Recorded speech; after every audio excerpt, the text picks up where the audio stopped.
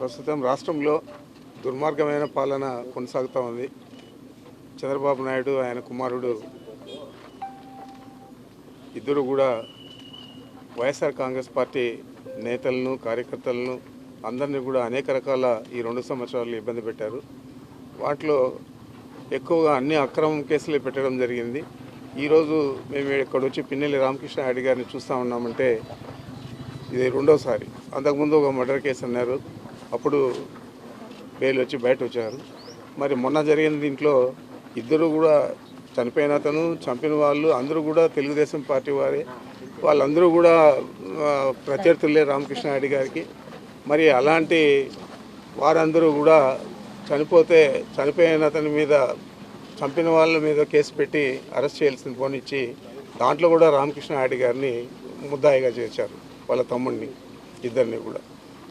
అంతకుముందు ఇన్సిడెంట్ జరిగిన వెంటనే అప్పుడు శ్రీనివాసరావు అని ఎస్పీ ఉన్నాడు.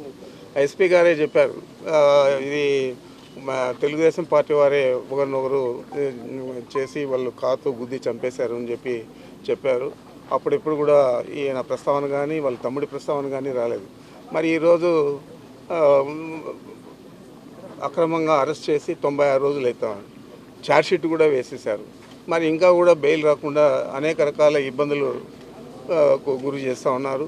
ప్రభుత్వం తరఫున ఉన్న గవర్నమెంట్ లీడర్లు కానీ గవర్నమెంట్ అడ్వకేట్ జనరల్ కానీ అందరూ కూడా.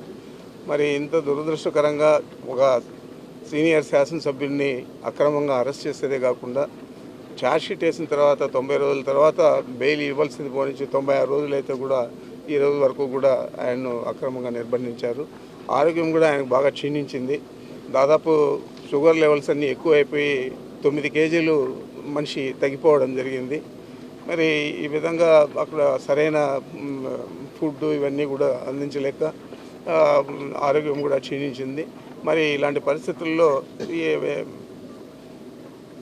వారికి మద్దతుగా మేము ఈరోజు వచ్చి కలవడం జరిగింది. నేను తప్పకుండా ఇది ఒక దుశ్చర్యగా నేను చెప్తా ఉన్నాను. దీనికి తగిన ప్రతిఫలం చంద్రబాబు కానీ వాళ్ళ కుమారుడు కానీ అనుభవించక తప్పదని చెప్పి నేను కరాఖండిగా తెలియజేస్తా ఉన్నాను.